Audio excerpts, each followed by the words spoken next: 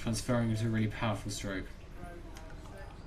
You can see there these two scullers, a big gap has opened up, the steering most likely the deciding factor in an event of this class. You can just see how much of an impact an early steering mishap on this course can have. And as they come down now towards the regatta itself, you can just see that gap maintaining, that open water really being the psychological factor that will prevent the crews from coming up behind in such a gladiatorial style of racing. Just quickly flipping back down now to the end of the previous race between our Oxford and Cantab scullers. Still an incredibly tight race going on there between the two scullers, but it looks like the sculler from Oxford University Lightweight Rowing Club has just pinched the win after that one. And Elias Hoff there looking incredibly happy with her close but satisfying victory over her competitor from Cantabs. You can see back there now, going through now, race number 165, I apologise, between Morlake Anglian Alpha and Aberdeen Boat Club. Unlike the last race we saw down this stretch, you can see a much bigger gap of water between these two crews. You can see the pain on the face of the chasing sculler there. After what would have been a psychologically defeating steering issue off the start of Temple Island. I hate to say it, but I think it'd be impossible for her to come back from such a shocking start now. The sculler there, number 157, from Aberdeen Boat Club, Jennifer Ord, looking incredibly comfortable as she just rose past. Quick look round to check her angle. Unlike her competitor, a very steady line all the way through this race. Looking happy, looking smooth, taking her rate down, hoping to conserve some energy just for later on in these races.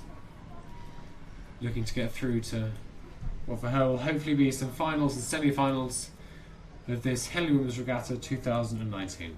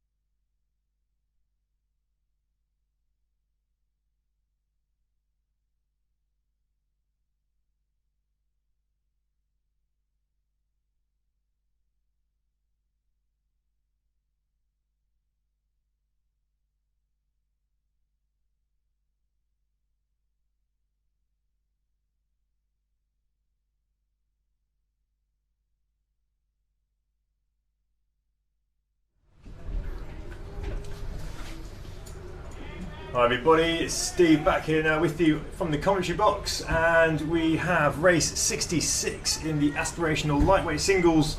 Passing us from here, scullers from Peterborough City Rowing Club and Imperial College London. Imperial College London looking like they've got just about a length, but being warned for their steering as they're coming past us, so it's absolutely gunning it to let that clear water out, try and put this race to bed, but it's by no means over. They're sculling away from us, heading towards the enclosures.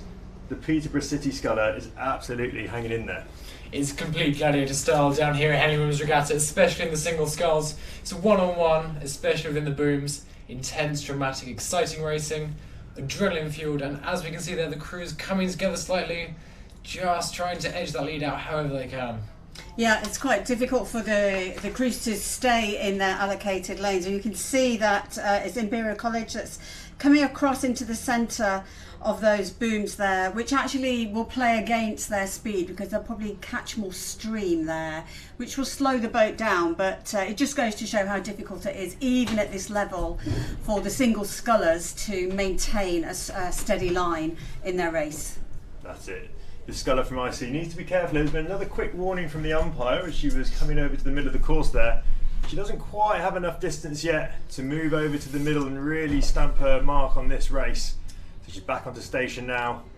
Both scullers into the mix as the Peterborough City sculler has a quick look over that left shoulder. She can see she's close, she can see she's still in touch. And this is by no means over as we come through the enclosures. You can see the grimace there from Peterborough City. It's looking like still just a length between these two scullers. Yeah, good competition.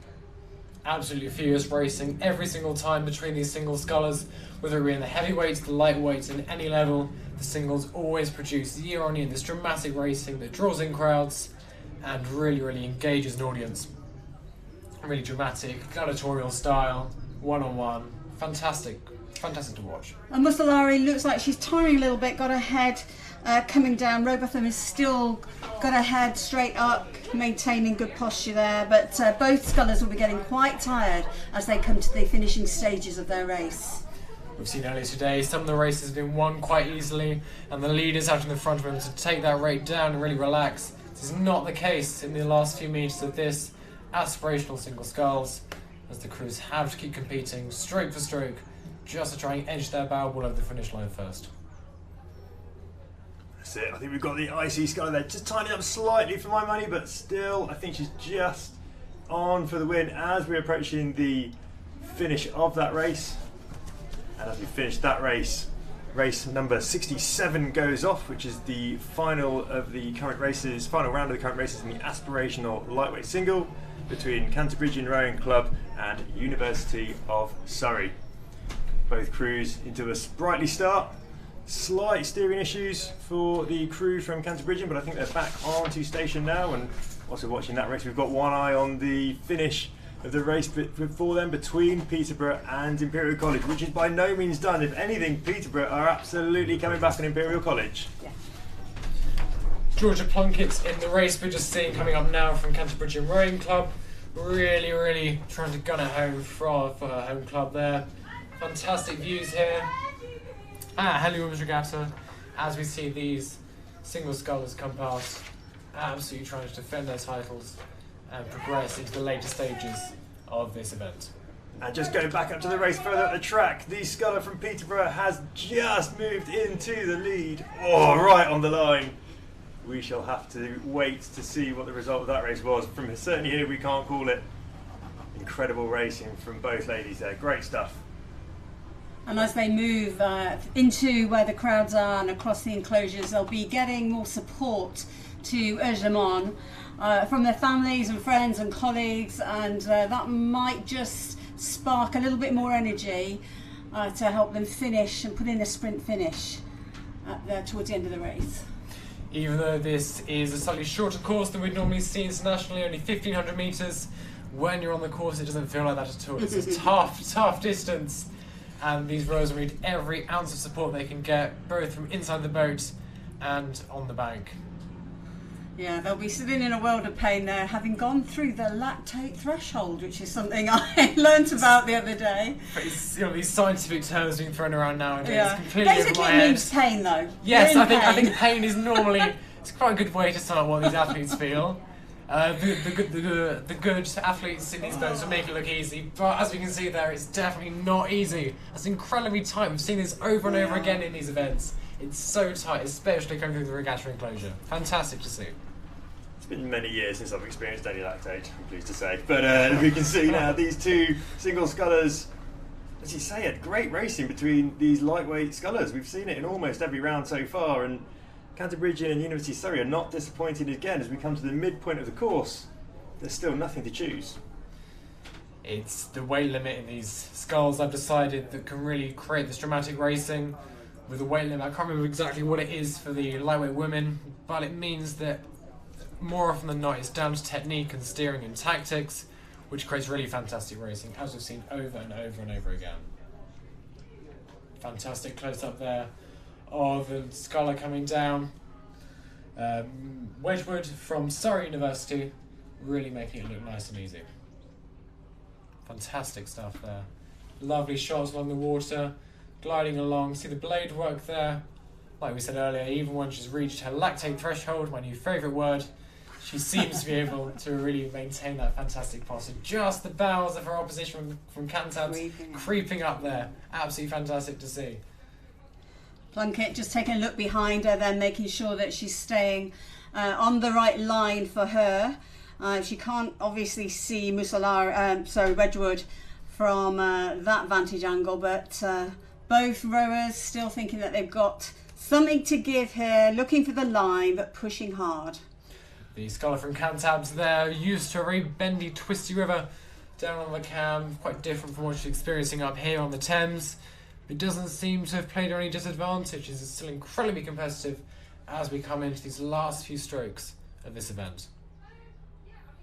I heard some of the rowers in the boat park earlier looking down on the course from a slightly raised vantage point, and they were sort of saying, gosh, it looks really narrow between the booms.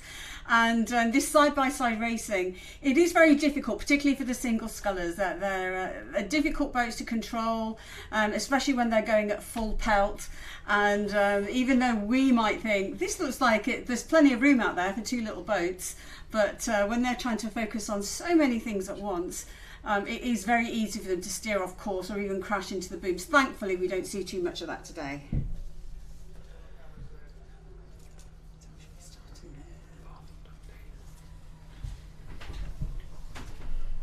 And as we look further back down the course now, we're into race 68 and the first of 4 heats of the development Coxed Fours.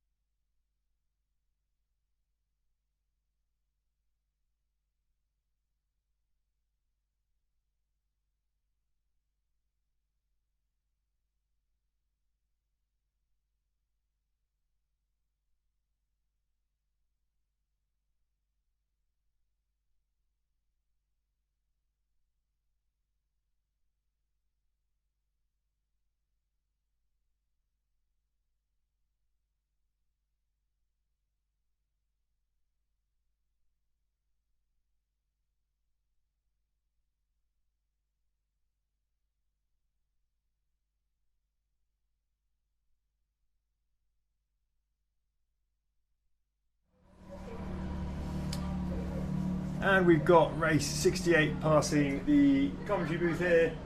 This development Cox Fours of Bath University versus